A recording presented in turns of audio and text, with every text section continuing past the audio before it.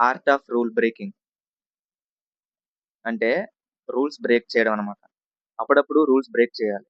ఎందుకంటే కొన్నిసార్లు rules break చేయడం వల్లే మంచిది. ఎందుకు చెప్తున్నానంటే ఉదాహరణకి రూల్స్ బ్రేక్ చేయడం అనేది చూడడానికి ఎలా ఉండాలంటే అదొక ఆర్ట్ అనమాట. తర్వాత రూల్ బ్రేక్ చేసిన తర్వాత ఎవరు దాన్ని తప్పని చెప్పకూడదు.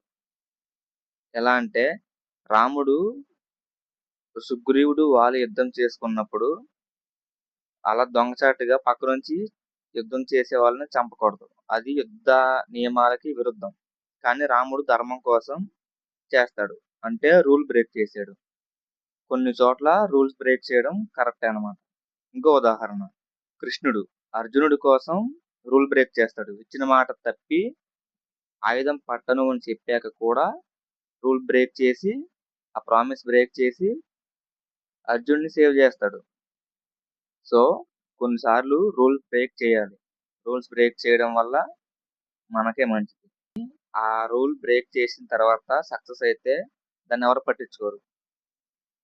సో రూల్స్ బ్రేక్ చేయాలి.